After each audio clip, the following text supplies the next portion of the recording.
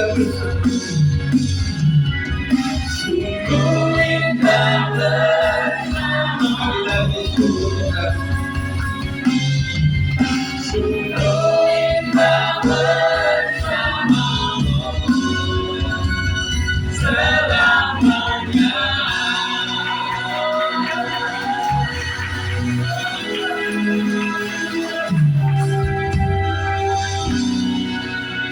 Terima kasih Tuhan. Terima kasih untuk hari ini. Terima kasih kami lihat keadaan kami masih baik-baik saja. Dan dibandingkan dengan teman-teman kami yang ada di wilayah bencana, kami telah mendoakan supaya perlindungan Tuhan atas mereka semuanya. Apapun yang terjadi hari ini, kiranya menjadi peringatan untuk kami semuanya. Kami yang di sini seharusnya bersyukur karena kami tidak mengalami hal seperti itu. Oleh sebab itu kami hadir ke tempat ini Tuhan, untuk berdoa, memuji, menyembah Tuhan, bersyukur untuk anugerah Tuhan. Dan sebentar kami akan mendengarkan firman Tuhan. Sembunyikan hamba-Mu ini Tuhan, supaya tidak ada kesombongan, tidak ada salah kata kalimat, semuanya menjadi berkat bagi jemaat Tuhan. Hamba-Mu diberkati dan semua yang mendengarkannya diberkati oleh Tuhan. Segala sesuatu yang mengganggu roh di udara, segala iblis kuasa kegelapan kami halaukan di dalam nama Yesus Kristus. Kami semuanya siap untuk diberkati oleh firman Tuhan. Di nama Yesus kami berdoa. Yang percaya katakan amin. Silakan duduk.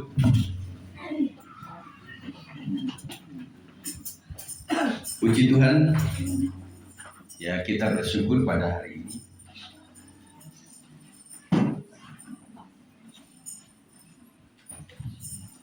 Ya, saudara sekalian, kita tetap mendoakan Indonesia, terutama yang sedang menghadapi bencana. Terus kalian, adakah dari keluarga saudara yang terkena imbas ini? Kemarin saya bertanya kepada beberapa orang. Saya bertanya kepada Ibu Gina juga, karena sempat mati lampu, kemudian sempat juga kalau listrik mati pasti semuanya kena, ya.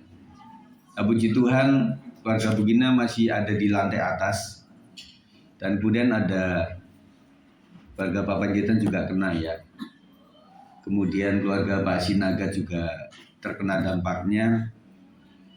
Dan kemudian saya tanya juga, beberapa orang juga mengalami itu. Dan kemudian untuk kita apanya sekalian? Itu tadi, bahwa kita nggak mengalami yang sama, kita mendoakan. Dan rekening-rekening untuk bantuan juga sudah tersebar di mana-mana. Silakan Bapak Ibu Saudara, kalau memang mau melakukannya, langsung transfer aja ke rekening yang sudah sempat saya posting, ya, di grup itu. Nah, ternyata Pak Di juga terkena, ya, kemarin itu Pak Di Hartono. Makanya saya tanya, Pak, kampungnya itu maksudnya di mana? Ternyata di Jawa Tengah, ya. Nah, terkena juga. Dan kemudian di Thailand juga kena. Ya, banjir luar biasa itu, ya. Bagaimana Bu Dwi? Jadi pulang nggak? Ya. Dan kemudian banyaklah yang artinya para pemimpin daerah jadi digoreng begitu, ya. Jadi akhirnya ya kasihan juga untuk pemerintah daerah di sana. Dan memang Bapak Presiden mengatakan bahwa itu bencana lokal, bukan nasional, ya. Dan kemudian saya juga melihat terutama di Sibolga, ya, itu mulai terjadi penjarahan juga. Di Alfamart, di Indomaret itu mereka mulai masuk. Karena ya nggak bisa disalahkan, untuk akomodasi ke sana itu nggak mudah. Semuanya terisolasi begitu, ya. Dan ada beberapa teman juga yang nggak bisa menghubungi saudara yang di sana, ya. Karena memang listrik mati, ya semuanya mati. Dan makanya teman-teman sekalian, kita bersyukur kalau listrik masih nyala, ya. Kita sempat kan ngalamin kemarin itu yang jepret-jepret itu, ya. Nah, puji Tuhan kita sudah lewati semua. Dan tadi malam juga hujan deras luar biasa, sampai ada hujan es juga ya.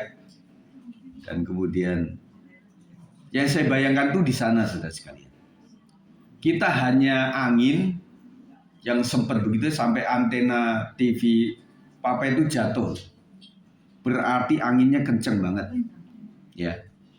Dan saya membayangkan kalau orang-orang di sana itu ya, artinya banjir bandang itu juga memang dari yang kecil, kemudian semakin membesar, akhirnya meluas begitu ya.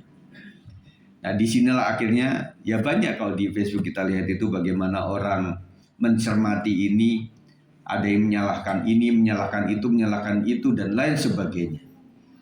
Dan akhirnya muncullah klarifikasi. Kalau penduduk bilang ini penebangan liar, ya karena kan gundul itu ya, akhirnya ada postingan itu kan yang dari atas itu memang gundul begitu. Nah, ada orang yang bicara begini. Nah selama ini kalau orang-orang yang berwenang itu diem saja, maka alam yang berbicara. Makanya memang yang diangkut itu kan memang kayu-kayu yang ya bukan dari langit jatuh. Kemudian nggak mungkin potongannya presisi bagus begitu ya. Akhirnya dari pihak yang berwenang itu bukan dari penebangan liar itu, pemotongan secara alami gitu. Pokoknya terjadi luar biasa. Nah kita bersyukur saja ibu-ibu ya, teman-teman, bapak-bapak semuanya, kita masih ada dalam kesehatan. Semua adalah anugerah Tuhan.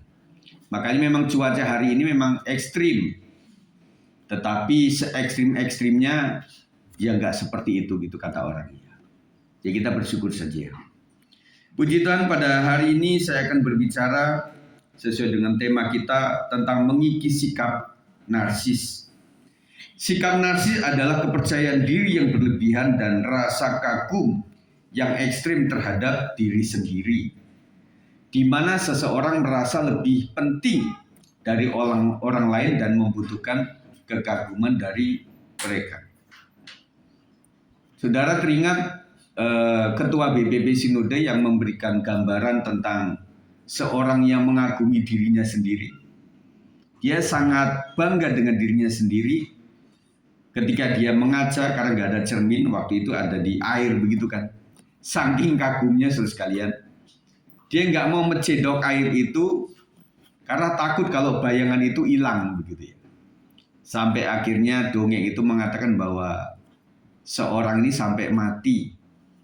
Karena apa? Terlalu kagum sama nggak boleh mencedok atau apapun sampai dia tewas. Gara-gara kekagumannya seperti itu. Itu narsis saudara sekalian. Sikap ini seringkali menjadi bagian dari gangguan kepribadian narsistik NPD yang ditandai dengan kurangnya empati, sensitivitas terhadap kritik dan kebutuhan untuk selalu merasa istimewa. Setiap kita, saya pikir, pernah mengalami momen ini saudara sekalian. Kita merasa pede, apalagi teman-teman saya yang merantau dari non jauh di sana, akhirnya di sini benar-benar berhasil, dan itu mencetak kepribadian yang mungkin nggak boleh dikritik, karena dia berpikir saya sukses oleh karena kekuatan diri saya sendiri, dan saya bisa oleh karena kekuatan kemampuan saya untuk membangun bisnis, dan akhirnya omongan orang itu nggak pernah didengar sama dia. Dan usia tertentu akan ada di titik ini saudara sekalian. Makanya ada orang yang berkata begini, orang itu, si om itu udah batu, nggak bisa diubah lagi. Ya, kita nggak usah melihat orang lain, tetapi melihat diri kita. Anak-anak muda-mudi juga begitu melihat bahwa kalian hari ini masih labil, masih bisa dilekuk, masih bisa diubah. Tetapi hati-hati kalau dalam kurun waktu ini tidak memiliki prinsip hidup yang baik, ketika engkau memiliki usia yang sudah tidak bisa diubah, itu akan bahaya. Ya. Dan kemudian Yesus juga mengatakan kepada Nikodemus. Nikodemus itu orang yang sudah sepuh. Kok harus dilahirkan kembali? Artinya orang-orang yang disebut tanda kutip batu tadi akan bisa diubah oleh kasih Kristus. Amin. Makanya semua kita yang ada di sini adalah sedang memperbarui hidup menuju yang lebih baik lagi. Kita akan baca di dalam Filipi 2 ayat 1 sampai 11, nasihat supaya bersatu dan merendahkan diri seperti Kristus. Kita akan bergantian membacanya.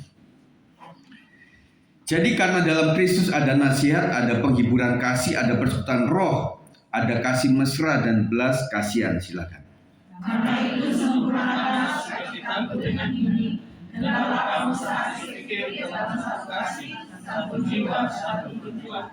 Dengan tidak mencari kepentingan sendiri atau puji-pujian yang sia-sia, sebaliknya hendaklah dengan rendah hati yang seorang menganggap yang lain lebih utama daripada dirinya sendiri. Dan janganlah tiap-tiap orang hanya memperhatikan kepentingannya sendiri, tetapi kepentingan orang lain juga. Hendaklah kamu dalam hidupmu bersama menaruh pikiran dan perasaan yang terdapat juga dalam Kristus Yesus, yang walaupun dalam rupa Allah tidak menganggap kesetaraan dengan Allah itu sebagai milik yang harus dipertahankan, melainkan telah mengosongkan dirinya sendiri dan mengambil rupa seorang hamba dan menjadi sama dengan manusia. Dan dalam keadaan sebagai manusia, ia telah merendahkan dirinya dan taat sampai mati, bahkan sampai mati di kayu salib. Itulah sebabnya Allah sangat meninggikan dia dan mengaruniakan kepadanya nama di atas segala nama, supaya dalam nama Yesus untuk segala yang ada di langit, yang ada di atas bumi, dan yang ada di bawah bumi. Sama-sama.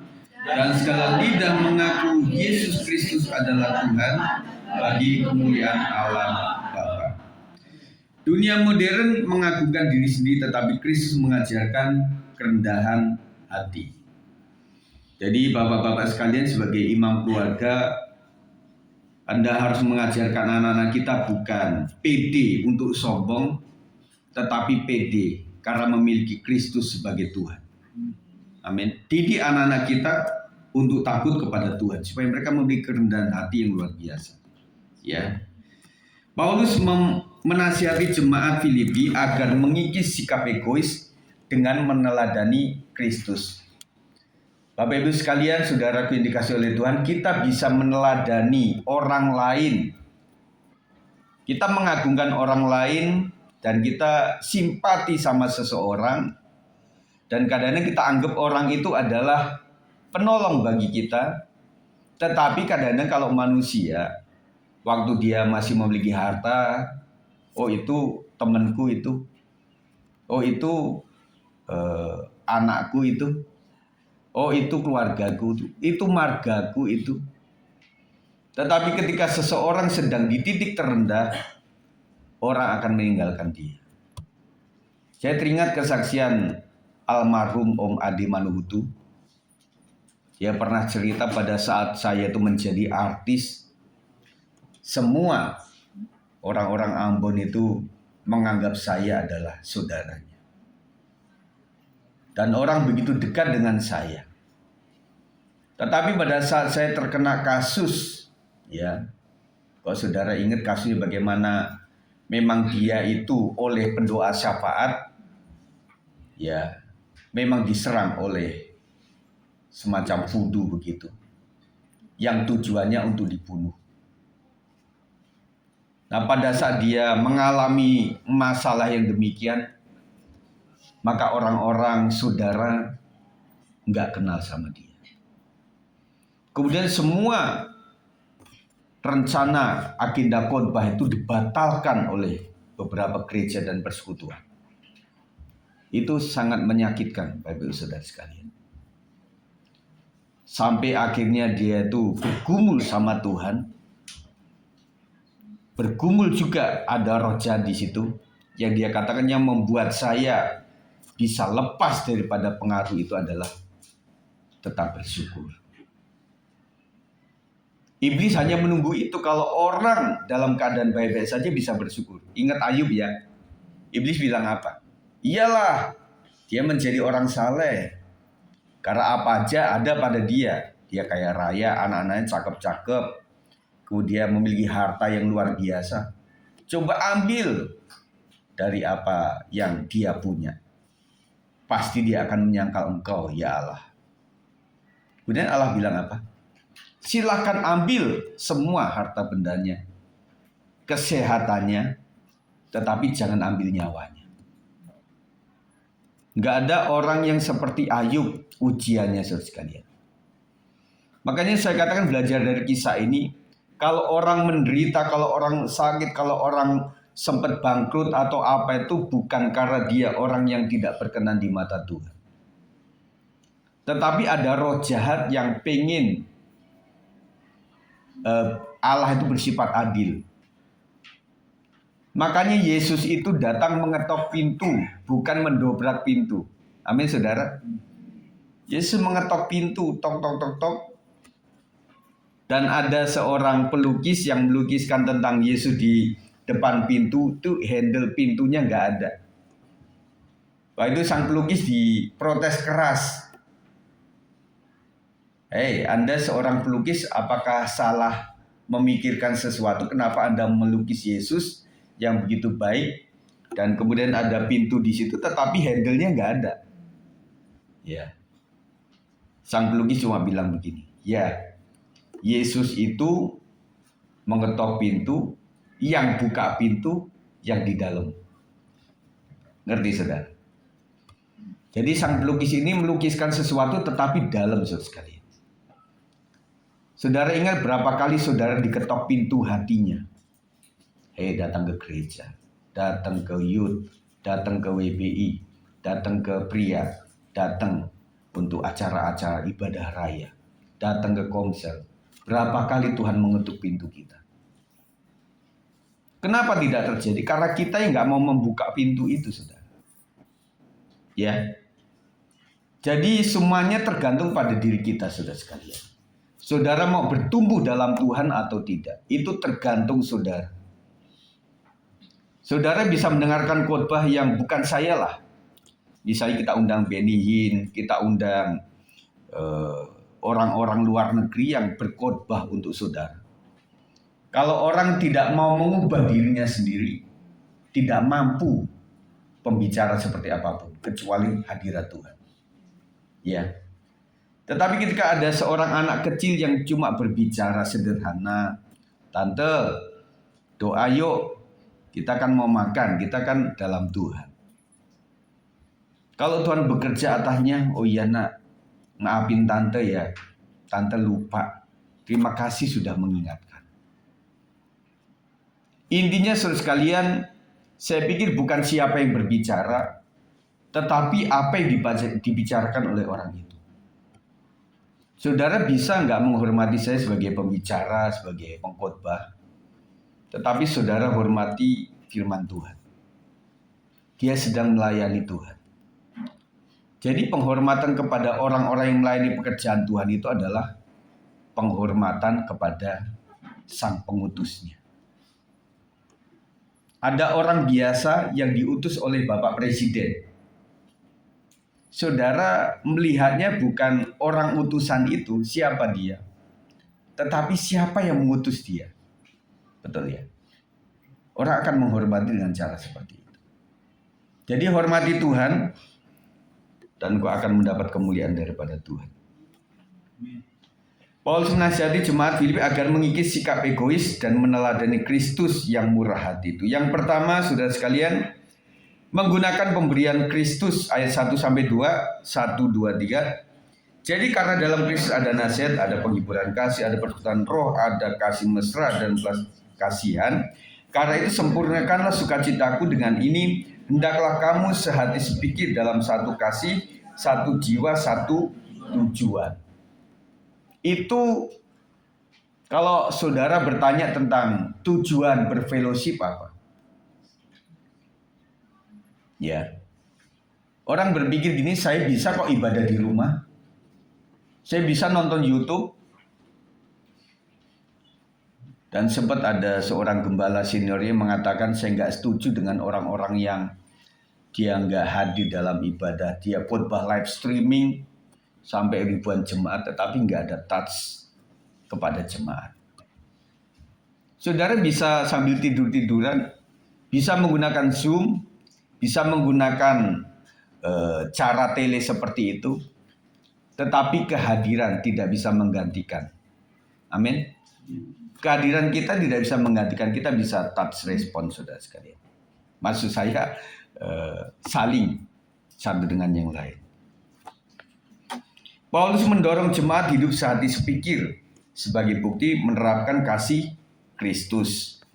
Jadi sehati sepikir, kemudian dalam satu kasih, satu jiwa, satu tujuan. Untuk menyamakan satu kepentingan gak mudah sekali. Betul ya?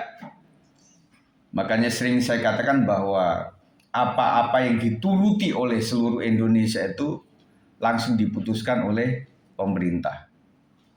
Misalnya, saya singgung lagi tentang seragam sekolah.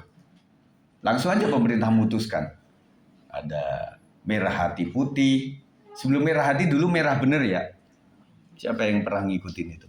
Kemudian SMP biru putih. Kemudian SMA abu-abu putih. Kalau zaman dulu PGRI yang itu batik itu ya. Nah, sekolah swasta udah punya seragam sendiri-sendiri. Makanya saya katakan waktu itu saya bayangkan ketika pemutusan tentang seragam itu, yuk Sumatera, para murid-murid pelajar mahasiswa silahkan kalian isi maunya seragam kayak apa. Kemudian daerah Kalimantan seperti itu, Papua dikasih begitu dan Jawa juga dikasih, maka tidak akan pernah nyimpul saudara sekalian. Jadi kesukaan orang masing-masing beda. Orang bilang, Pak Presiden misalnya, kami orangnya berkulit hitam, jadi seharusnya seragamnya warna ini. Tuh di tempat lain lagi saya kulit putih nih, jadi bagusnya ini. Nah sekarang setelah diputuskan apapun, engkau di Papua, engkau di Nias, engkau ada di Sumatera, di Jawa, seragamnya sama. Setiap kita itu punya pikiran masing-masing saudara sekalian. Tetapi kita dalam berkomunitas ini tujuannya adalah bagaimana bisa sehati sepikir. Ya. Kemudian bagaimana bisa satu kasih. Kemudian satu jiwa dan juga satu tujuan. Pemberian Kristus bukan untuk meninggikan diri, melainkan memperkuat dan mengokohkan tubuh Kristus. Saudara sekalian, saudara pasti senanglah diberkati oleh Tuhan. Kami juga senang diberkati oleh Tuhan. Kami punya itu senang. Saudara juga seperti itu. Tetapi kenapa kita sudah berdoa untuk punya uang banyak, tetapi nggak dikasih-kasih juga? Tetap masih butuh bansos begitu ya. Di media itu ada yang ngamuk-ngamuk saudara. Kemarin tuh ya. Udah orang Batak ngamuk. Si abangnya nggak terima itu. Udahlah bang, nggak, saya ngomong biar viral gitu. Kenapa saya yang cuma ojol ya? Saya nggak dapet, tapi lihat orang punya mobil gedung mewah, malah mereka dapat. Di mana RT-nya, RW-nya? Meleklah kau. Lihat aku ini gitu. Wah dia ngamuk. Mungkin abangnya malu kayak ya. Kamu jangan begitulah dek, begitu ya. Udahlah biar, saya ngomong biar viral gitu. Akhirnya memang betul bansos turun ke dia. Masa mesti ngamuk-ngamuk dulu baru bansos turun kan begitu ya. Itu terjadi saudara sekalian. Ya. Jadi kita mensyukuri untuk anugerah Tuhan yang artinya kita diberkati itu adalah supaya kita itu kuat di dalam persekutuan kita. Ya. Jadi jemaat pertama, jemaat mula-mula itu adalah saling memberi saudara sekalian. Sesuai dengan kemampuan mereka. Mereka belajar untuk memberi. Jadi bukanlah ini saya punya dan kemudian untuk saya sendiri dan keluargaku, tetapi ada hal lain yang kita sampaikan kepada jemaat yang lain. Saya bersyukur dengan kegiatan di tempat ini, jadi kita sanggah bersama-sama saudara sekalian. Jadi yang punya 50 ya kasih 50, kemudian yang punya 100 ya kasih 100. Yang tidak punya untuk itu ya dia membantu dalam doa, dia membantu dalam kreasi. Terima kasih untuk anak-anak youth dan juga profesi kemarin sudah mempersiapkan ini, nyicil saudara sekalian. Ini belum ya, belum dikasih pita lagi ya. Nah itu adalah pengorbanan. Kalau tidak bisa memberikan apa-apa, bantu dengan tenaga kita untuk melakukan itu. Ya, saat ini saya punya 10.000 Pak Gem. Saya kasih ini ya untuk nanti kan kayaknya ada latihan, nanti ada buat dekor. Nah saya punya 100.000 nih saya kasih. Maaf saya nggak punya apa-apa dan kemudian saya cuma bantu saja ya. Tapi saya nggak bisa 1 jam, mungkin setengah jam aja saya bantu. Ini adalah bentuk daripada partisipasi kita dan kontribusi kita semuanya. Saya percaya kalau setiap kita ada sense of belonging terhadap gereja Tuhan, kita nggak perlu minta bantuan ke siapa-siapa, saudara. Kita sendiri pasti kuat. Amin. Kita sendiri pasti kuat lah. Kalau kita doa sama Tuhan, kami butuh ini Tuhan, saya percaya Tuhan akan memberikan hati yang baik, kemurahan hati kepada bapak-bapak, ibu, saudara sekalian, dan kita akan sanggah bersama-sama. Jadi pemberian Kristus itu untuk nama Tuhan dipermuliakan, bukan nama kita yang dipermuliakan. Amin. Makanya kita dikasih kesempatan untuk hancur-hancuran dulu sebelum ekonomi kita pulih, supaya ada cerita kehidupan kita itu. Ya, tahu nggak? Saya pernah, saudara melihat saya sampai di taraf ini ya. Saya punya apa. Tetapi tahu nggak? Pada saat awal saya berjuang dari misalnya dari tanah kelahiran sampai ada di Depok itu adalah perjuangan yang luar biasa. Kau melihat kau melihat bahwa aku sudah punya ini, punya kendaraan, punya rumah yang bagus, punya toko, punya usaha. Tetapi kalau kamu mau dengar cerita saya pernah nambal ban, pernah saya jualan. Kemarin saya ngobrol dengan Nang Boru Christine, awal mula itu luar biasa. Nang Boru ini cekatan awalnya sekalian. Dia dia pasang lapak begitu dekat kantor pos itu.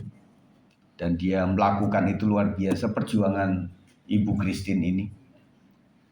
Dan saya percaya itu adalah perjuangan. Dan saudara sekalian juga begitu.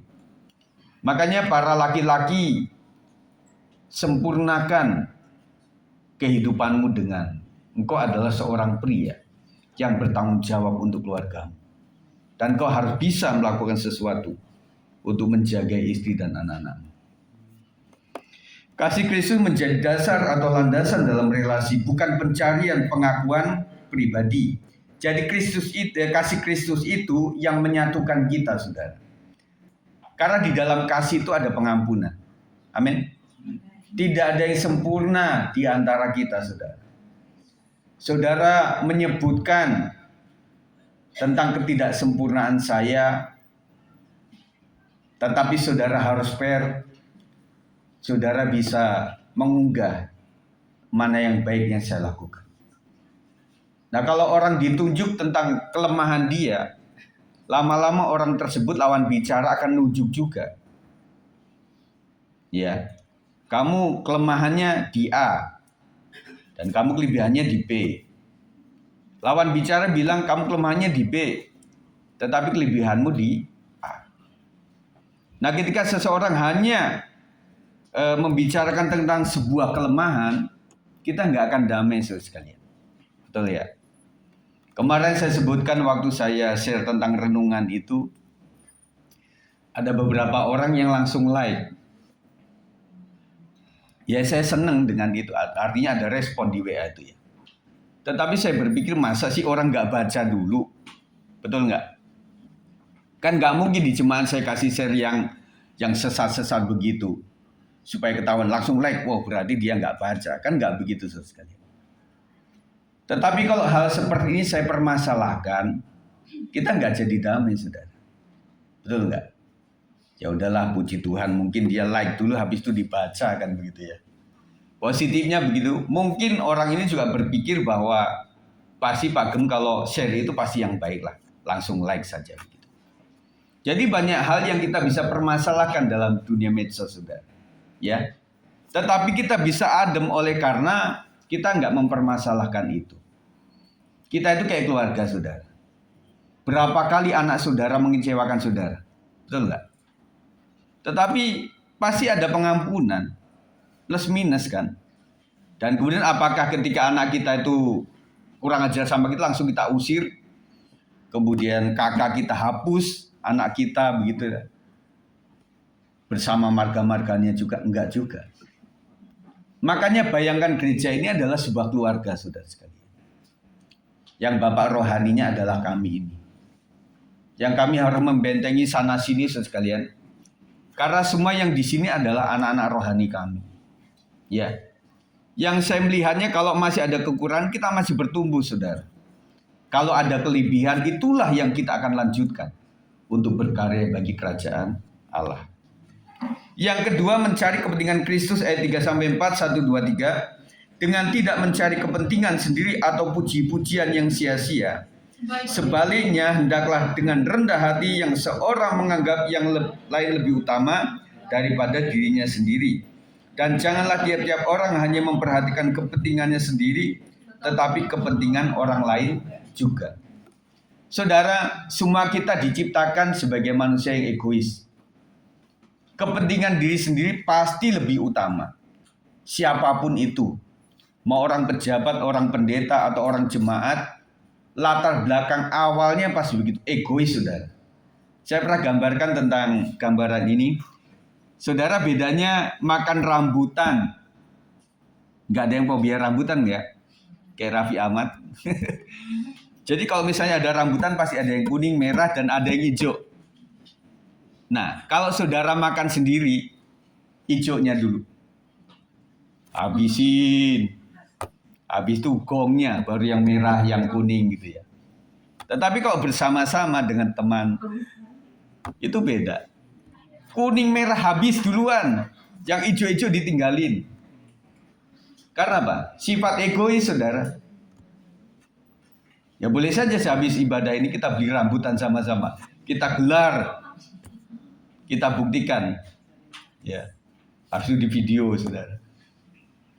Nah, setiap kita pasti egois lah ya. Saya juga pernah merasa seperti itu lah. Ya. Nah, kalau orang egois, saudara, kita nggak akan bisa berbagi. Betul ya? Nggak akan bisa berbagi. Dan dalam menjaring jiwa itu kita nggak boleh egois, saudara. Kadang-kadang kita untuk satu jiwa itu memang kita, ya ada orang mengatakan, selamatkan satu jiwa, berapapun harganya. Saya tanya kepada orang-orang yang mau menyelamatkan jiwa, rugi nggak mereka? Secara materi rugi, saudara sekalian. Misalnya ada keluarga yang kita pengen selamatkan, kita kasih apa-apa begitu, saudara. Habis itu sudah 5 tahun dia nggak tahu diri. Terima kasih juga kagak. Ya. Kita sakit hati, saudara. Tetapi kadang-kadang kita harus melakukan itu investasi kerajaan Allah. Suatu saat dia akan mengingat tentang kebaikan kita itu. Amin, saudara. Itu adalah pengorbanan yang luar biasa. Dan kita harus lakukan. Nah, pertanyaannya kalau orang belum ada Yesusnya, orang nggak sanggup melakukan itu. Makanya doa kita adalah, Tuhan ajarkan aku bahwa aku untuk memiliki mata seperti mata Yesus. Yang bisa melihat orang yang susah, yang mudah masigul, yang mudah empati terhadap orang lain. Itu hanya hati yang dijamah oleh Kristus. Amin. Berikan aku telinga seperti telingamu, yang mendengar yang baik, yang iba terhadap kabar-kabar, yang mengenaskan, yang memprihatinkan, dan kita peka terhadap itu. Kemudian berikan aku tangan seperti tanganmu, yang rela memberi, meskipun kadang-kadang orang itu memprediksinya bisa salah. Kristenisasi mungkin ini, dan lain sebagainya, sekalian. Berikan aku kaki seperti kakimu, yang rela untuk mendatangi jiwa-jiwa yang membutuhkan penyelamatan dari Kristus. Kalau di Manado, di Papua, di Medan juga sempat kemarin diposting ya Pak ya. Itu memang ada orang yang bisa untuk menginjil, saudara sekalian. Tidak semua orang bisa lakukan itu, saudara.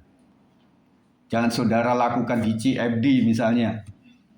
Pak Gem, saya minta nggak ke gereja ya, saya mau menginjil depan wali kota. Saudara bisa dibawa ke kelurahan, saudara. Tidak gampang orang melakukan itu. Karena menginjil itu adalah perjuangan dan peperangan rohani. Nggak ada yang mudah. Saya ingat oma kita almarhumah, Oma Waluya ini anaknya Pak Tri masih ada. Dia cerita waktu masih hidup. Pak Sigit, saya itu beban untuk menginjil itu selalu ada di saya, Pak. Waktu saya diangkut, waktu saya ada, waktu saya masih muda itu, pokoknya saya menginjil gitu ya. Karena beliau ini memang latar belakang bukan Kristen waktu itu. Zaman perang waktu itu. Jadi orang yang mengalami menemukan jalan yang disebut jalan lurus, yaitu Yesus Kristus, ada hati beban, pengen seperti itu. Apakah saudara sebagai orang-orang yang sudah lahir, sudah Kristen, memiliki beban seperti itu? Mungkin belum tentu, saudara. Saudara bisa angkat tangan siapa yang latar belakang non-Kristen, angkat tangan. Bukan saya. 1, 2, 3, 4, 5, 6. Saudara, kalau mereka, kalian itu ya, yang namanya puasa sudah biasa. Puasa 30 hari sudah biasa. Ada yang spesifik puasa Senin Kemis, bisa. Jadi kalau puasa kita itu, bisa lah Pak. Biasanya 30 hari. Ini cuma sehari doang, pasti bisa. Tetapi buat orang yang tidak punya latar belakang seperti itu, kayaknya puasa itu, sangat menyakitkan, berat banget saudara sekalian. Kita kalah. Makanya di sini saya melihat bahwa orang yang latar belakang non-Kristen itu lebih getol untuk menginjil kepada Tuhan. Ya. Dan memang perjuangan luar biasa. Untuk menyelamatkan jiwa nggak mudah. Kemarin anak kita Gisya sudah dapat jiwa 1. Akhirnya ya kita tunggu saja karena memang dilarang oleh ibunya. Dan ketahuan, ya sudah. Bu Gembala juga WA-WAan sama dia ini adalah tunggu aja lah nak ya. Sampai waktunya yang terbaik. Karena dia masih kelas 11, masih membutuhkan orang tua. Kita harus bijak sekalian. Di tertentu gereja-gereja yang punya kekuatan kadang-kadang untuk menyelamatkan jiwa, oke, kita selamatkan kamu, kita baptis kamu, dan kemudian ketika kamu ditolak dari keluarga, kita akan hidupi kamu. Itu tantangan terbesar sekali. Mau nggak orang-orang tersebut gereja yang menghidupi? Memang ancamannya begitu. Kalau kamu tetap ke gereja, yaudah kamu tidur aja di gereja. Saudara sekalian, kita berpikir untuk ini saudara sekalian. Makanya wadah-wadah penginjilan itu selalu membutuhkan support tentang hal-hal seperti ini. Akhirnya beberapa tempat itu ada orang yang bertobat, memang mereka tidak mengubah aksesorisnya, tetap seperti biasa, supaya mereka tidak diusir dari lingkungan dan juga keluarga. Itu sangat bahaya sekali. Oleh sebab itu ketika saudara sudah diselamatkan, bersyukur. Amin. Jadi kita jangan getol-getol mencari jiwa. Jiwa itu bahkan kadang orang gila pun kita bawa, saudara. Kakak kelas kami ada yang membangun itu sampai dia masuk TV juga, karena dia memang mengambil orang-orang di jalanan itu. Yang gila, setengah gila, ada yang pura-pura gila. Di situ dimandiin. Orang gila kan ya kayak gitu ya. Tetapi dia di situ dikasih pengarahan luar biasa sampai dia diselamatkan. Dan setelah itu apakah keluarganya beberapa langsung menerima semuanya? Enggak juga. Karena intinya mereka, iya kamu memang menjadikan keluargaku ini menjadi baik. Tetapi yang kami enggak terima ketika mereka jadi Kristen. Enggak terima saudara sekalian. Jadi banyak penolakan juga saudara sekalian. Ya. Nah itulah untuk jiwa seperti itu. Tetapi saya mengingat bahwa satu jiwa itu ketika dibaptiskan, malaikat surga bertembik sorak. karena kemenangan satu orang diselamatkan. Amin. Oleh sebab itu sekali bahwa jiwa itu berharga di mata Tuhan.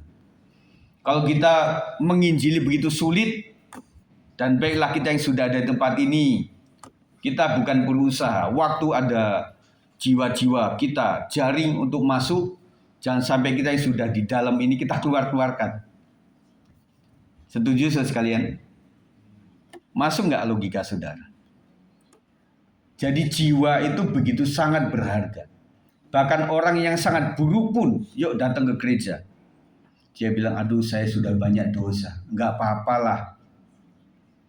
Tetapi sejelek apa sih saudara dalam persekutuan kita itu? Setiap kita itu. Kemarin di WBI saya sharing tentang sebuah makna perselisihan dalam keluarga Tuhan. Secara iblis pengen supaya orang itu berselisih yang berakhir perpecahan. Tetapi dalam konflik itu saudara sekalian, makanya ada manajemen konflik. Kalau kita menghadirkan Tuhan, berakhirnya adalah mereka kompak lagi, bersatu lagi. Saya ada kesaksian saudara sekalian, waktu saya di Bandung itu kan saya kerja di sekretariat gereja. Tapi di situ ada pemimpin kantornya. Ya. Istriku kenal itu. Kami sempat bersih tegang saudara sekalian. Karena dia orangnya juga, meskipun orang Chinese, tetapi dia keras juga orangnya. Dan saya meskipun pragmatik, kalau saya sudah disinggung apanya, saya bisa marah juga. Akhirnya kita marah-marahan di itu. Kemudian pemimpin panggil kami. Sendiri-sendiri tapi. Saya dipanggil, kenapa Pak Sigit? Iya ini saya ceritakan gitu. Oh iya itu misunderstanding, itu misinformation gitu. Nah pasca itu akhirnya beliau ini akhirnya senyum-senyum sama saya. Yogit kita makan sama-sama. Oh udah damai nih Pak. Iyalah namanya segereja masa begitu. Jadi kami saya diajak makan begitu ya. Akhirnya adukit makanan yang paling enak tuh. Karena dia suka makanan Semarang dan juga sate itu diajak ke Braga sekalian. Waktu itu ada sate yang kecil-kecil sebenarnya. Tetapi itu sangat ramai dan kadang jam 11 sampai jam 12 itu udah habis. Kita diajak, saya diajak ke situ. Sungguh sesuatu yang indah. Jadi ketika orang habis berselisih itu adalah kita paham satu dengan yang lain. Saya tanya Bapak Ibu sekalian sebagai suami istri, pernah nggak berantem? Sering. Iya toh? Tetapi kita pengen ketika kita menghadirkan Kristus dalam keluarga, semoga pengadil kita adalah bukan orang lain. Pendeta manusia biasa.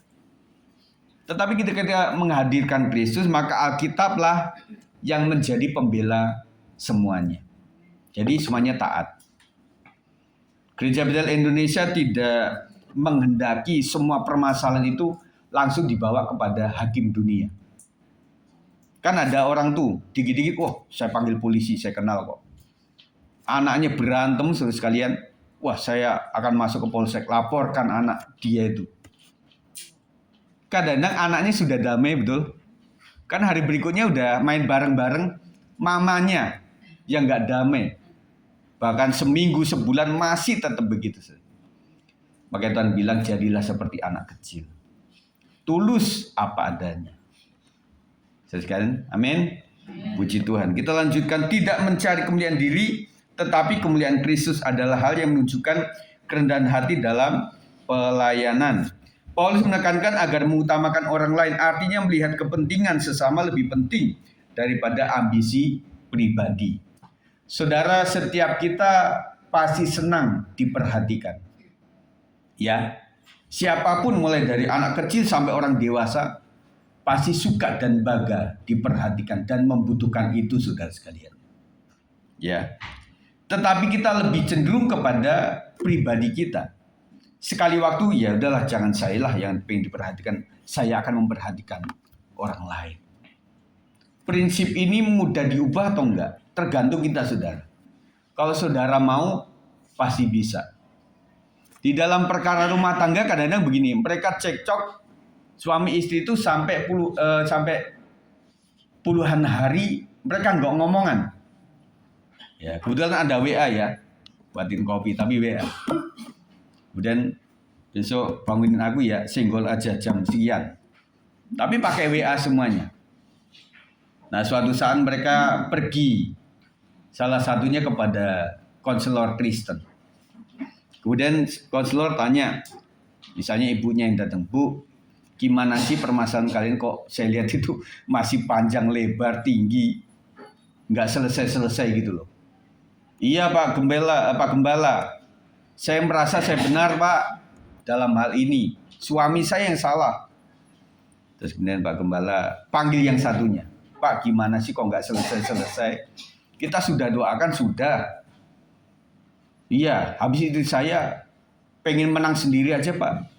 Dia selalu merasa benar, saya selalu salah begitu ya. Kemudian akhirnya begini kesimpulannya, dia datang panggil sama si istrinya, Bu, kayaknya kalian itu sama-sama keras. Nggak akan pernah terjadi kedamaian. Bisa nggak Bu? Saya tahu Ibu benar, tetapi coba minta maaf kepada suami itu. Wah, gengsi dong. Saya nggak salah kok, disuruh minta maaf. Akhirnya didoakan beberapa kali. Gimana Bu? Oke deh, kayaknya saya setuju. Mungkin itu jalan yang terbaik. Saya harus merendahkan diri dulu. Lalu dia panggil suaminya. Suamiku, saya minta maaf ya. Untuk apa? Kemarin itu kayak gini. Enggak lah, kamu enggak salah. Biasanya gitu ya. Kalau kita minta maaf sama orang, kadang-kadang yang awalnya orang itu memang menghakimi dia, lama-lama enggak gitu. Benar enggak? Coba saudara praktekkan kepada anak kita yang kecil. Dek, Papa minta maaf ya. Apa sih? Papa kan memang seorang papa harus begitu. Memang saya yang salah kok. Bisa begitu saudara. Tetapi kalau bapaknya bilang, kamu sebagai dedek jangan begitu sama kakak. Kamu harus benar. Apaan sih kakak begini? Dia akan memberontak. Benar nggak saudara? Saudara coba praktekkan ya. Meskipun saudara salah minta maaf kepada meskipun saudara benar minta maaf kepada lawan bicara. Mungkin akan terjadi rekonsiliasi luar biasa. Ya. Mau Bu Dwi? Ya saudara sekalian, itulah gonjang-ganjing rumah tangga. Ya, seperti Yesus yang rela mengorbankan diri, kita pun dipanggil untuk dapat menyangkal diri demi orang lain. Saudara sekalian, kita hidup itu adalah untuk menyalibkan kedagingan kita. Ibu Gembala pernah khotbahkan tentang ketulusan dan juga dalam beribadah dan juga iman yang kuat di dalam Tuhan. Saudara sekalian, yang perlu kita cari adalah kerajaan sorga. Betul? Tetapi yang lebih kita cari adalah jalan menuju kerajaan sorga. Artinya hidup seperti Kristus. Saya percaya kalau kedagingan kita sudah mulai dikikis dari hidup kita, ke surga itu udah otomatis saudara. Betul nggak? Jadi misalnya saudara pengen ke Taiwan misalnya begitu ya. Yang saudara tuju adalah seperti itu. Jadi yang saudara usahakan adalah cara masuk ke sana. Mungkin dia belajar bahasanya, kemudian belajar bagaimana tata cara di sananya itu. Ketika KBRI sudah menganggap bahwa saudara bisa bahasa dan tahu tentang Taiwan, saudara bisa langsung masuk. Jadi saudara cari bukan masuknya ke sananya, tetapi cara mencapai ke tempat itu. Demikian pula saudara, kalau saudara sudah melakukan kedagingan dan salah satu buah kedagingan adalah perselisihan, pertikaian saudara. Kita getol-getol aktif dalam gereja, tetapi kalau kita masih bertikai saudara sekalian, saudara rasanya nggak layak untuk masuk surga. Karena surga itu adalah penuh damai. Sebentar lagi kita akan merayakan Yesus Kristus Sang Raja Damai. Hendaklah kita menjadi agen-agen yang bisa berdamai satu dengan yang lain. Saya katakan, sejahat apa sih kita ini saudara? Kok dibandingkan dengan dunia kerja? Tanya sama anak-anak profesi. Dunia kerja itu kok sekali jahat-jahat, sekali nyikut benar-benar nyikut. sekali berkata-kata kasar, benar-benar kasar sekalian. Tetapi di gereja Tuhan kayaknya nggak ada yang sampai kayak gitu deh. Kita masih selisih paham, masih yang dikit-dikit yang masih itu untuk mendidik kita lah, supaya kita itu diasah untuk semakin sempurna. Amin. Saya percaya ibu-ibu, bapak-bapak yang pernah bertikai suami istri, nanti ketika didamaikan oleh Kristus akan menjadi luar biasa. Nanti honeymoon yang kedua, ya, Kak Siska. Benar? Karena habis berantem kalau kita sudah berdamai itu lebih indah. Yang tadinya makan telur itu biasa saja, tetapi karena habis berantem menjadi enak gitu, saudara. Amin. Jadi kita itu diuji oleh Tuhan supaya sesuatu alasan yang tidak baik tetapi tetap kita bisa baik itu adalah anugerah Tuhan. Itu yang beda dengan orang lain. Puji Tuhan. Yang ketiga, meneladani Kristus. Hendaklah ayat 5. Hendaklah kamu dalam hidupmu bersama dalam pikiran dan perasaan yang terdapat juga dalam Kristus Yesus. Meneladani kerendahan hatinya Kristus yang adalah Allah rela menjadi manusia dan hamba. Meneladani ketaatannya, ia taat sampai mati di kayu salib, menunjukkan keteladanan tanpa pamrih. Mengalami kemuliaannya karena kerendahan hatinya, Allah meninggikan dia. Kerendahan hati selalu berakhir dalam kemuliaan Allah. Mari para pemain musik, kesimpulan saudara sekalian, milikilah sikap yang satu, menghargai pemberian Kristus sebagai anugerah. Saudara bisa membeli apa-apa. Karena apa? Punya uang. Lanjut. Saudara bisa punya uang karena apa? Bekerja. Atau punya usaha.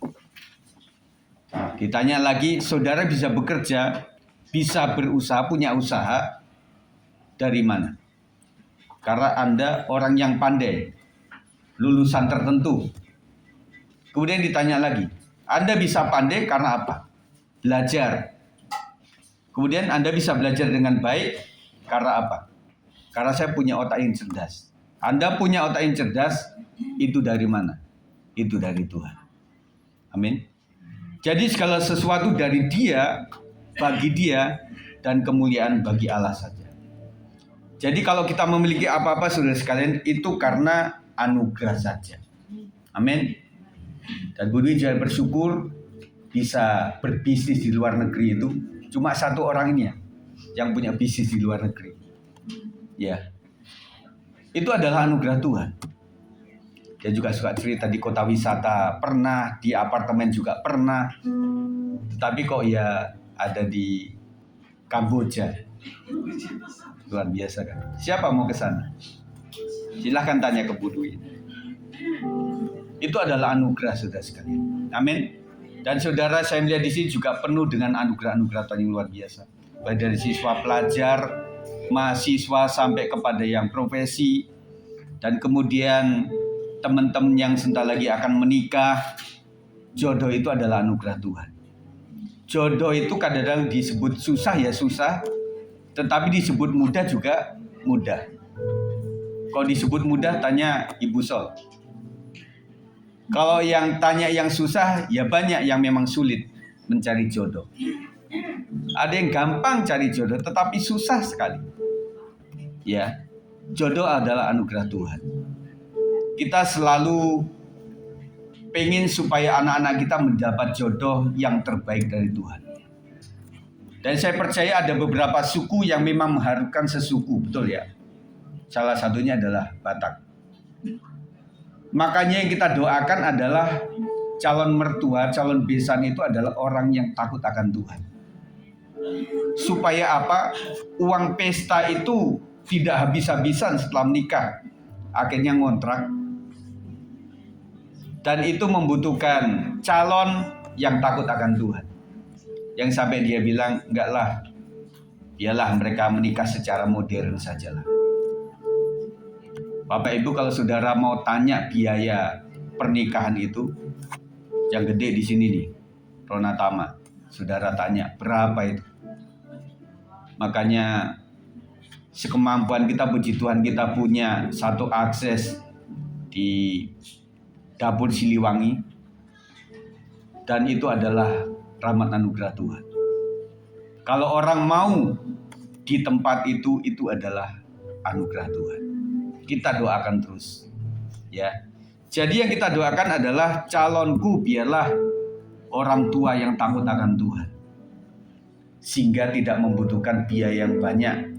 Ya sudahlah, nanti kalau memang mendapatkan berkat Tuhan ya di tahun berapa kita akan adatin di Medan misalnya begitu. Ya, ada yang totok juga enggak, pokoknya harus. Akhirnya mereka bisa batal menikah sekali. Ya, jadi semua adalah anugerah. Yang kedua, mencari kepentingan Kristus di atas kepentingan pribadi. Biarlah pribadi kita semakin dikikis, membuat kita menjadi kosong, dan kita silahkan supaya Tuhan bertahta di hidup kita. Biarlah leader rumah tangga kita adalah Tuhan sendiri. Yang ketiga, meneladani Kristus dalam hal berpikir dan merasa. Saudara berdoa, Tuhan jamah pikiranku supaya aku bisa berpikir seperti Tuhan berpikir. Jamah tanganku supaya seperti tangan. Jamah kakiku supaya seperti kakimu. Jamah hatiku supaya seperti hati Kristus. Sehingga membuat kita di dalam kehidupan nyata maupun di dunia maya, kita tidak hidup narsis, yang artinya akulah segala-galanya. Banyak orang menipu para anggota Facebooknya atau IG-nya dengan cara dia memberikan foto-foto yang luar biasa, yang artinya kenyataannya nggak seperti itu, dan itu disebutnya kayak yang nggak benar seperti itu. Tetapi kita ingin supaya orang melihat kita sebagai pribadi apa adanya.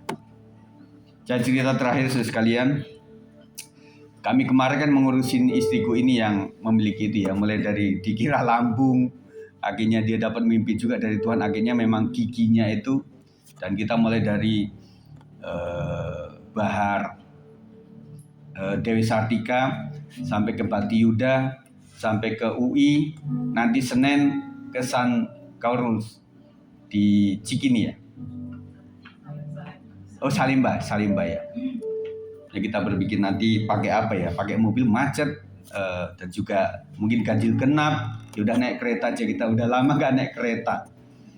Terus kalian, dan kemudian di UI itu memang ada kantin sekalian, kantin yang cukup bagus, dan di IG juga sempat viral tuh, ya para mahasiswa juga ada di situ. Waktu itu pertama kami sempat ke situ, kemudian yang kedua itu istriku pengen lagi nyicipin di situ, akhirnya datang ke situ. Nah, yang saya mau ceritakan adalah akhir cerita. Akhir setelah saya makan itu, kami sudah membayar dan mau pergi ke atas parkiran itu, ada orang bapak. Pak, ini yang ikut grup korap ya? Kurap atau kurap? Korap sah. Corona Pak, Corona. Oh iya, oh Toyota Corona. Iya. Ya. Oh gitu. Oh iya, sekarang saya nggak pakai Corona lagi, saya udah lain. Saya juga lain Pak, nggak pakai itu. Bapak pendeta kan? Waduh saudara, saya kok, saya dikenal sebagai anggota mobil tua, tetapi dikenal juga sebagai pendeta. Wah saudara, serem juga di medsos itu saudara. Ya, jadi Facebook saya itu anggotanya begitu banyak saudara sekalian. Ternyata ada satu orang yang mengingat saya. Saya lupa ingat, dan kemudian bapak ini memang ada istrinya yang istriku dengar dia cancer di situ, sama anaknya di situ. Dan saudara saya mau cerita bahwa kita itu di dunia nyata, dunia maya itu sekali waktu akan terbuka semuanya. Ya, jadi apa adanya lah saudara sekalian. Apapun yang kita tuliskan, kita pesankan di medsos itu bisa berarti beda-beda. Saya pernah sharing sebuah ayat Alkitab. Ada orang yang marah saudara sekalian. Nah, Bu, emangnya saya untuk ibu saja? Ini kan untuk semuanya begitu ya. Dan ada yang marah. Sekalian kita harus berhati-hati dalam bermedsos ini. Saya percaya kita harus dikendalikan oleh Tuhan. Ya. pasti dikendalikan oleh Tuhan. Ampuni pikiranku, hatiku, dan perkataan tulisanku yang tidak berkenan di mata Tuhan. Dan kita akan bersyukur kepada Tuhan. Kita naikkan satu pujian tadi yang walau gunung tak berpindah. Walaupun gunung tak akan berpindah, tetap percaya Kau yang punya kuasa. Sekalipun ku dalam kebanggaan, tak mengapa asa Kau di sampingku. Walaupun masalahku masih ada, tetap percaya rencanamu terindah. Pribadimu takkan pernah berubah. Iman yang aku pegang, padamu Tuhan yang setia. Sekalian, saya percaya setiap kita pengen di dalam doa kita itu supaya nggak ada masalah. Dan kata pujian, masalahku ada, tetapi biasa-biasa saja. Tetapi kita analogikan saudara sekalian, kapan saudara dekat sama Tuhan? Pada saat memiliki masalah. Betul ya? Kita nggak mau masalah ada, tetapi kadang-kadang untuk pendewasaan iman kita harus ada masalah. Dengan ada masalah, kita berdoa sama Tuhan. Saudara bisa mendoakan Sumatera. Ya, kita doakan Sumatera, Aceh, dan sekitarnya, daerah mana? Ya, kita sebutkan di situ. Ya, hanya begitu saja. Tetapi kalau saudara memiliki orang tua di sana yang kebanjiran, sempat video call juga, cara doa saudara akan beda. Betul nggak? Sampai menangis. Aduh Tuhan Yesus, tolonglah tulangku yang ada di sana Tuhan.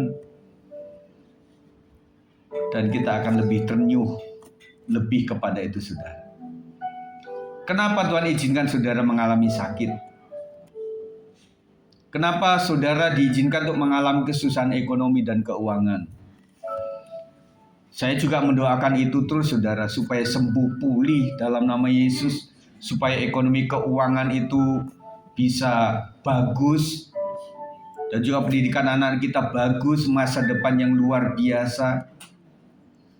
Tetapi suatu saat saya berpikir kadang-kadang Tuhan izinkan sesuatu masalah, supaya dengan masalah itu saudara mengundang Tuhan.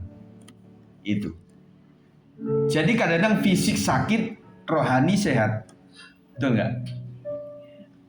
Kadang-kala terlihat fisiknya bagus, tetapi rohaninya malah kecil. Makanya kita jangan buru-buru suudzon sama Tuhan, berburuk sangka sama Tuhan. Yang paling gampang bandingkan sama Ayub lah. Ayub aja orang saleh, dikasih ujian segitu, saya sesaleh apa sih? Kadang ke gereja juga nggak full, makanya di komisi kadang-kadang ada award. Siapa yang 100% hadir dapat hadiah. Karena apa? Untuk hadir itu perjuangan saudara. Jadi lama-lama kami tahu kalau ada orang telat itu, saya nggak langsung dia mah nggak persiapan, enggak. Kadang di jalan itu masalah ada. Apalagi sekarang masalah galian ya, digali di mana-mana saudara. Yang naik motor cepet saudara. Kemarin saya, karena ada pesanan dari Jason ini, dia suka Japanese food kan. Dia sudah makan apa juga tetap pengen itu. Akhirnya kami pergi naik motor. Itu sepanjang jalan, macetnya luar biasa mobil itu. Untung kita naik motor sekali. Kadang-kadang seperti itu. Bagi keluarga yang punya anggota keluarga banyak juga lain lagi. Si Dede belum mandi juga masalah. Udah siap semuanya di kendaraan, ada yang ketinggalan sendalnya. Ya. Makanya di sini ada yang ketinggalan itu udah hafalah Pak Gembala. Makanya saya suka foto ini punya siapa gitu ya. Ya, ada beberapa juga yang nggak tahu punya siapa gitu. Ada satu jaket yang sering saya pakai itu nggak tahu punya siapa. Saya lari temennya anak-anak saya juga nggak ada, jemaat juga nggak ada. Ada bilang, oh mungkin itu punyanya Theo zaman dulu. Ternyata bukan. Atau punya Bang Rid, oh bukan juga. Ya udah, saya pakai aja sekalian. Ya, jadi kadang-kadang kendalanya banyak sekalian. Jadi makanya kita doakan supaya kita tetap lancar. Ingat pada saat mau ibadah itu banyak tantangan. Pagi ibu sediakan di kulkas itu, cincang semuanya, supaya besok pagi itu langsung digoreng, dimasak dan benar bisa ibadah dengan baik. Jangan sampai ibadah meskipun jam 9 saudara ke pasar induk dulu. Apalagi pasar Keramat Jati saudara. Datang ke sana jam 5. Oh pilih ini pilih itu, akhirnya nyampe sini udah jam 8. Nggak sempat mandi lagi saudara. Ya. Nah kita harus bijak untuk melakukan itu. Pertanyaannya adalah, para orang tua adalah tantangan buat anak-anak sekolah minggu. Buat anak-anaknya. Pertanyaan besarnya adalah kenapa anak-anak itu kalau hari biasa kok bisa bangun ya? Ada yang bangun jam 4, jam 5 loh. Karena mau sekolah. Mami bangunin ya supaya saya jangan telat. Tetapi waktu hari Minggu kok bisa molor gitu loh. Nah saudara jangan salahkan anak ini. Di balik semuanya ada kuasa gelap yang pingin membuat kita gagal untuk ibadah. Ya. Jadi apa-apa jangan salahkan orangnya, tetapi ada dalangnya, yaitu kuasa kegelapan. Nah pujian ini mengatakan bahwa masalah memang ada. Kadang gunung juga gak berpindah, sakit juga tetap, tetapi Tuhan tetap berperkara atas kita. Amin. Tuhan bilang, nak kamu biar tetap sakit, karena imanmu malah mantap. Kalau engkau punya harta benda yang luar biasa, malah kamu gak bisa ibadah. Pengennya jalan-jalan melulu. Sabtu orang mikirin besok ke gereja pelayanan, memberikan yang terbaik, dia mikirnya ke puncak, mau ke Ancol, mau ke Dufan, mau ke Bandung, mau kemana. Jadi pikiranmu jadi nggak benar. Nah ketika saudara pernah mengalami dan sekarang kita sudah sadar bahwa itu adalah cambukan yang terbaik untuk aku. Perhatikan kemurahan Tuhan, perhatikan juga kekerasannya. Tuhan sudah baik sama kita. Amin. Tuhan Yesus baik ya Pak. Amin. Puji Tuhan. Nah, saudara sekalian, kita naikkan pujian ini dengan hati yang mengasihi Tuhan. Walaupun gunung itu tak berpindah, tetap percaya Kau yang punya kuasa. Ibu Gembala berdoa. Ibu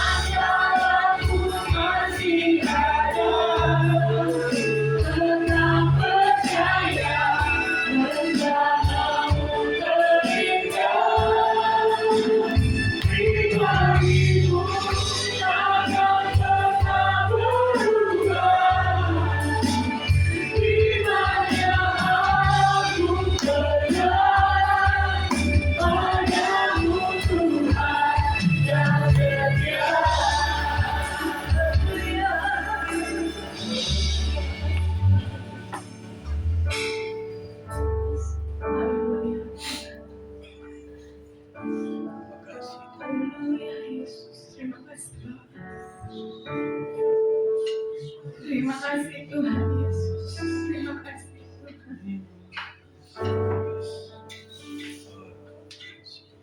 Haleluya. Haleluya Tuhan.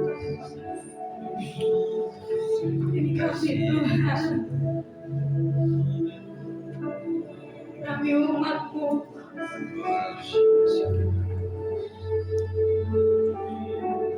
Kami para hamba-hamba-Mu.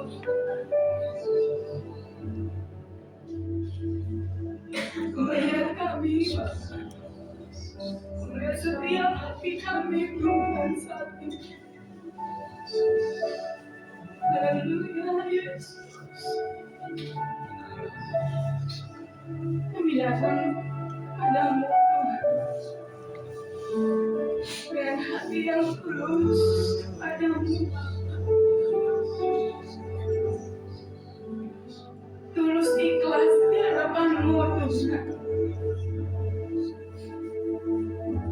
Tuhan, siapakah kami ini Pak? Siapakah kami ini Tuhan di hadapan-Mu Tuhan? Ya Yesus. Ya hidupku melihat yang tidak berarti Tuhan. Engkau yang mengangkat setiap kami Bapa, menjadikan kami mulia di mata-Mu Tuhan. Ya. Bagaimana bisa kami tidak ada apa-apanya Tuhan.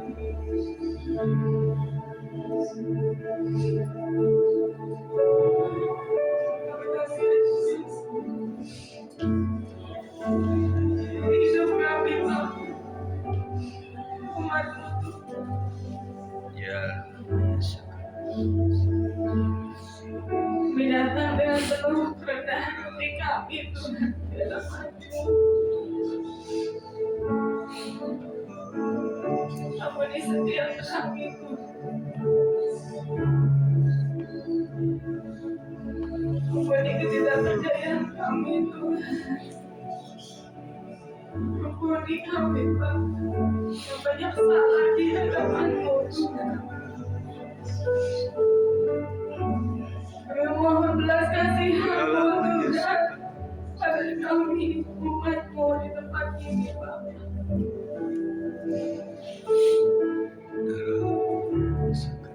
Untuk pengampunan itulah yang memulihkan setiap kami Tuhan.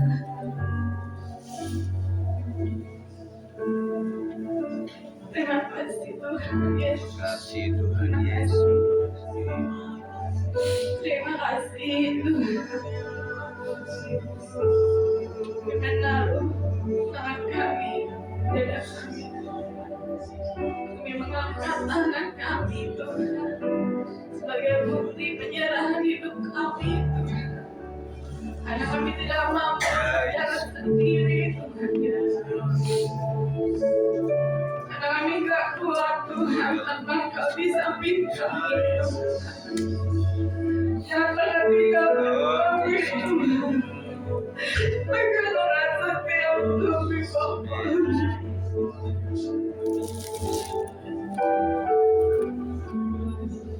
Haleluya Yesus. Menjalani rambut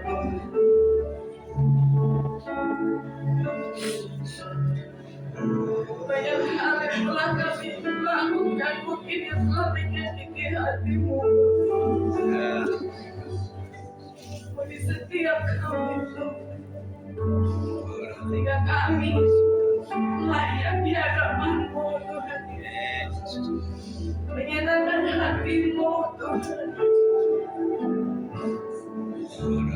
Kami mau sama seperti Tuhan Yesus, seperti Kristus Tuhan. Taruhlah pikiran-Mu, perasaan-Mu di dalam kami Tuhan Yesus, agar kami dapat melakukan seluruh kehendak-Mu Tuhan di dalam hidup kami. Memang Kau adalah pribadi yang hanya bisa memuaskan hidup kami hanya Engkau Tuhan. Tidak ada yang lain Tuhan di dunia ini, siapapun itu yang dapat memuaskan hidup kami Tuhan. Hanya Engkau pribadi yang luar biasa Tuhan.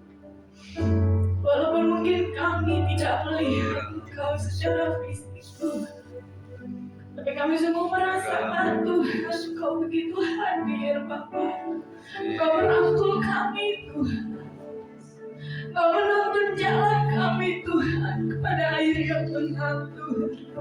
Engkau membawa kami Tuhan. Engkau menyejukkan hati kami Tuhan Yesus. Engkau memberikan damai sukacita kepada setiap kami Tuhan.